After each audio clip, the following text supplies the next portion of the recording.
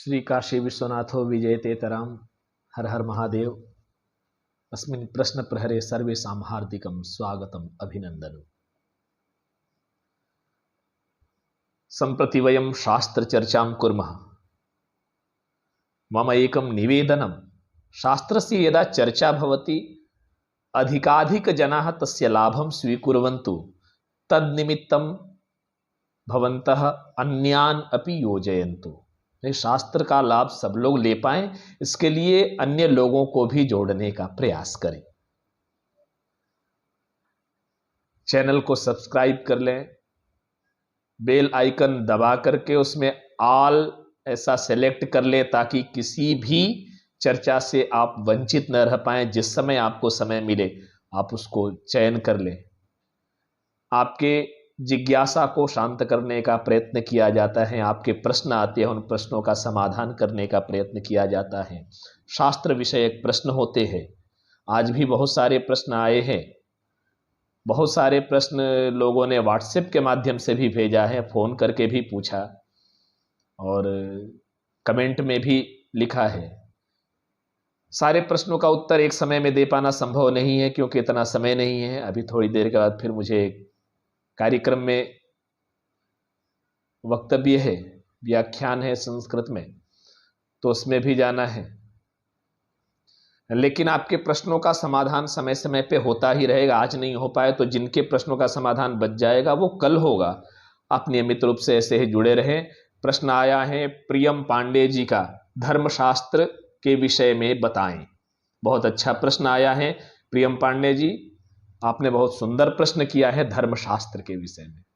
तो धर्मशास्त्र मैं आपको बता दूं, स्मृतिरेव धर्मशास्त्राणि, जो स्मृतियां हैं, या स्मृतयः सन्ति ताः स्मृतयः एव धर्मशास्त्राणि, यथा याज्ञवल्क्य स्मृति, मनुस्मृति इत्यादि। इन धर्मशास्त्रों में हमें शासन, अनुशासन ऐसा सिखाया जाता है। क्योंकि जब मनुष्य का प्रादुर्भाव हुआ, इस धरती पे जन्म हुआ,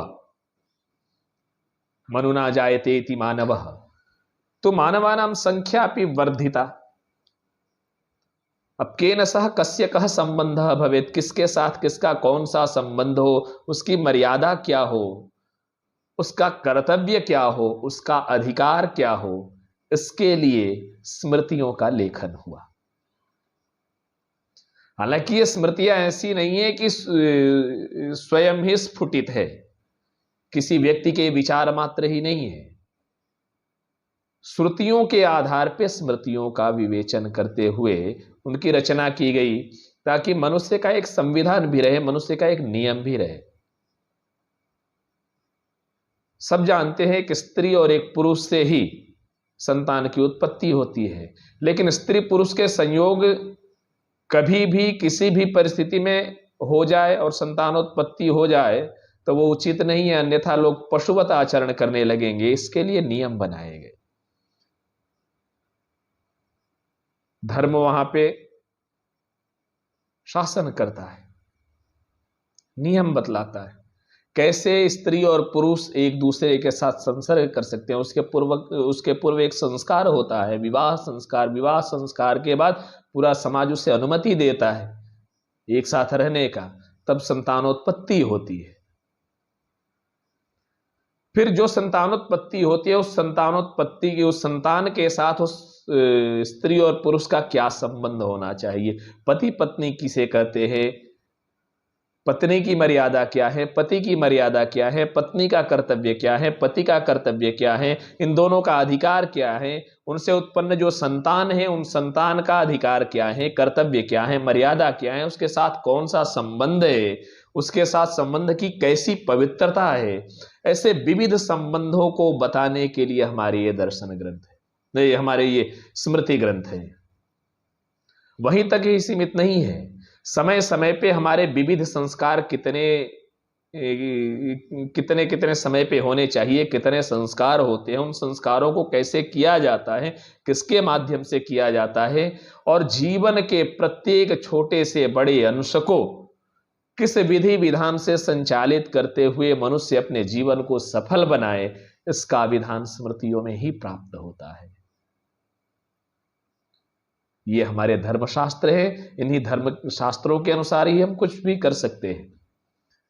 जो धर्मशास्त्र में जिस प्रकार से विधि लिखी है उसके अनुसार न करके अन्य प्रकार से करना, फिर यह अधर्म है। धर्मशास्त्र बताता है कि किसी की मृत्यु के बाद 10 दिन का सूतक होता है, 11वें दिन एकादशा होता है, फिर अपने लोग परंपरा के अनुसार कहीं 12वें दिन, कहीं 13वें दिन, कहीं 16वें दिन, कहीं 1.25 महीने पे जो भी विधान है उसके अनुसार उसका श्राद्ध आदि कर्म होता है। यह धर्मशास्त्र बताता है 10 दिन का सूतक तो सबको लगता ही है।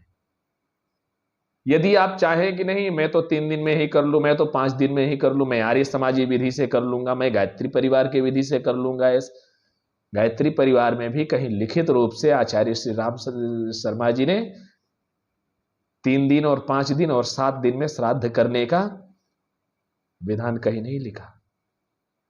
लेकिन चूंकि एक अपना कुनबा बढ़ाना है, लोगों को सुविधा प्रदान करके अपने में सम्मिलित करके एक ऐसे मार्ग पे लेके चलो ताकि वो धर्मशास्त्र का त्याग कर दें और हमारी संस्था बढ़ती रहे, ये भी बहुत सारे प्रक्रियाएं चली। दयानंद सरस्वती जी ने भी 10 दिन से कम का सूतक नहीं माना, लेकिन अनुयायियों ने मान लिया मनगढ़ंत सब सारा कुछ करके 3 दिन में, 7 दिन में, 5 दिन में, दूसरे दिन ही कभी भी ये श्राद्ध आदि कर्म कर लेते हैं। सूतक से निवृत्ति नहीं हो पाती, ये उचित नहीं है। धर्मशास्त्र के अनुसार ही जो समय जो काल निर्धारित है उसी के अनुसार ही जीवन के प्रत्येक कार्यों को करना अनिवार्य होता है। हमें लग रहा है कि प्रियम पांडे जी के प्रश्न का समाधान हो गया होगा। आगे प्रश्न आया है मृत्युंजय पांडे जी बलिया से। मृत्युंजय पांडे जी कह रहे हैं कि मनुष्य के मरने के बाद स्मशान जाते हुए राम नाम सत्य है ऐसा कहते हैं, कृष्ण नाम सत्य है नहीं कहते हैं, ऐसा क्यों? मृत्युंजय जी, सत्य तो राम नाम भी है और सत्य कृष्ण नाम भी है। राम और कृष्ण एक ही है। हम कहते हैं रमन्ते योगिनो यस्मिन स राम, जिसमें योगी लोग रमण करते हैं उस राम की बात होती है। तो हम ये मानते हैं कि हम मनुष्यों का जीवन योग पूर्वक हो, प्रत्येक कार्य योग पूर्वक हो, जीवन का उपयोग करना चाहिए, उपभोग नहीं। देखिए, उपयोग और उपभोग दोनों में कहां पे अंतर है? एक में योग है, एक में भोग है।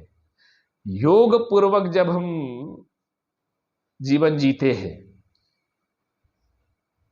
तो हम राम में रमण करते हैं, हम योगी बनते हैं। योगी जन ही तो राम में रमण करते हैं। रमु क्रीडायाम रमन्ते योगिनो यस्मिन। तो हमारी ये परिकल्पना है कि प्रत्येक मनुष्य को योग पूर्वक जीवन, योग निष्ठ होकर, योगस्थः कुरु कर्माणि संगम त्यक्ता धनंजय, सिद्ध सिद्धियों समो भूत्वा समत्वम योग उच्यते, योग कर्मसु कौशलम, बार बार भगवान गीता में तो कह रहे हैं। तो योगी बनो। तो हम अपने जीवन की परिकल्पना योगी बनने से ही, योगी बनने की ही करते हैं। तो ये एक तरह से संदेश है कि हे मानो तुम योगी बनो, तुम योगी हो, तुम योगी हो तो उसी में रमण करो न किसमें? परब्रह्म परमात्मा में, अनादि निधनम ब्रह्म शब्द तत्वम यद अक्षरम विवर्तते अर्थ भावे न प्रक्रिया जगतो यथ। उस परब्रह्म परमेश्वर में रमण करो। रमन्ते योगिनो यस्मिन स राम अतः राम नाम सत्यम। इसका मतलब ये नहीं हुआ कि कृष्ण नाम असत्यम थी, अथवा वो राम कृष्ण नहीं है। वही राम वही कृष्ण है,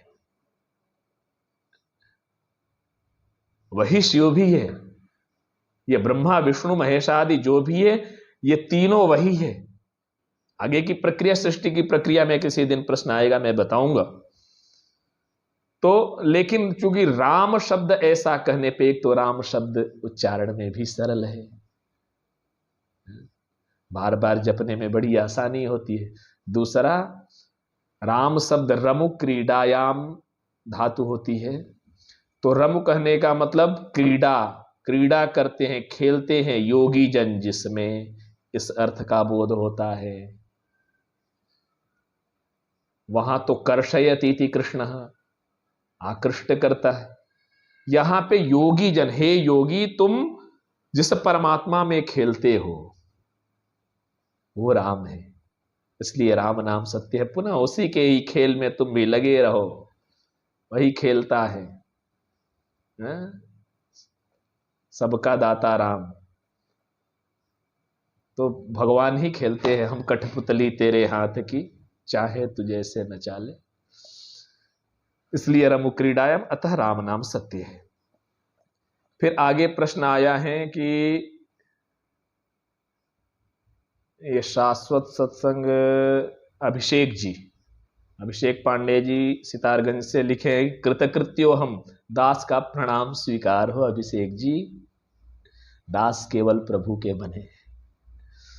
मनुष्यों के दास बनेंगे तो मनुष्य सत्वरज तमात्मिका त्रिगुणात्मिका सृष्टि का ही अंश है, उससे दोष संभव है। निर्दोष कोई भी मनुष्य नहीं है, चाहे जितनी तपस्या कर ले, निर्दोष केवल भगवान है।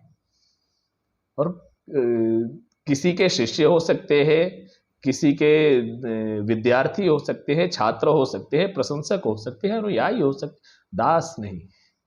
जानते हैं इससे क्या होता है? आप कहते हैं तो जैसे सुनने वाले को भी थोड़ा अच्छा लगता है, अरे मेरी बड़ी प्रशंसा कर रहा है, लेकिन मैं अपनी प्रशंसा इस तरह से नहीं सुनना चाहता, नहीं तो मेरा अहंकार बढ़ जाएगा, और मेरा अहंकार बढ़ गया तो मेरा तो नाश ही हो जाएगा। तो क्यों सत्यानाश कराने पे लगे हो भाई? ये दास उस न बनो, दास मैं ही हूं। आगे एक प्रश्न और आया है, राकेश मिश्रा जी का, प्रस्थानत्रयी के विषय में। बहुत सुंदर प्रश्न किया है राकेश मिश्रा जी ने प्रस्थानत्रयी के विषय में। चूंकि इस तरह के प्रश्न आते हैं तो मन गदगद हो जाता है। प्रस्थानत्रयी का मतलब क्या होता है, पहले ये समझ ले कि ये प्रस्थानत्रयी है क्या। प्रस्थानत्रयी में जो आते हैं श्रीमद् भगवद गीता, ब्रह्मसूत्र और उपनिषद आदि। उपनिषद अर्थात उपनिषदों का पूरा समूह, जितने भी उपनिषद, तो जिनमें प्रवृत्ति और निवृत्ति मार्ग बताया गया है, इसका तात्विक विवेचन किया गया है।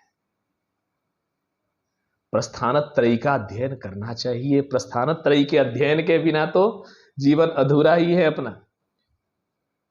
इसमें जो उपनिषद है वो श्रुति प्रस्थान कहा गया है, भगवद गीता स्मृति प्रस्थान कहा गया है, और ब्रह्मसूत्र न्याय प्रस्थान कहा गया है। यही है प्रस्थानत्रयी। और जैनों के विषय में जो आपने पूछा है, तो देखिए किसका क्या मत है, ऐसा नहीं है कि किसी के मत का खंडन भी कर सकते हैं, क्योंकि जैन मत शास्त्रानुकूल ही है, शास्त्रातिरेक नहीं करता है। और बहुत सारे ऐसे सिद्ध पुरुष हुए जो विविध मार्गों का अनुसरण करते हुए सिद्धि को प्राप्त हुए। जो सनातन परंपरा में विविध संप्रदाय बने हैं, उसमें श्रेष्ठ संप्रदाय कौन है, कनिष्ठ संप्रदाय कौन है, यह हम निर्धारित नहीं कर सकते, क्योंकि उस संप्रदाय, उस पंथ, उस मार्ग पे चल करके उन्होंने सिद्धि को प्राप्त किया है। तो जैन के मत में जो प्रस्थानत्रयी माना जाता है वो जैन लोग माने, बिल्कुल माने, उसका खंडन नहीं किया जा सकता, क्योंकि उन्होंने उसमें सिद्धि प्राप्त करके दिखाई है। हाँ, यह अलग की बात है सनातन परंपरा में, क्योंकि जैन भी सनातन परंपरा का ही अंग है। ऋषभ देव जी से प्रारंभ हो, जो जड़ भरत की कथा भागवत में सुनते हैं, उन्हीं के पूर्वजों द्वारा प्रारंभ हो। तो हमारी जो परंपरा में है यही है, श्रुति प्रस्थान, स्मृति प्रस्थान, न्याय प्रस्थान। श्रुति प्रस्थान अर्थात उपनिषद, स्मृति प्रस्थान अर्थात भगवद गीता, न्याय प्रस्थान अर्थात ब्रह्मसूत्र।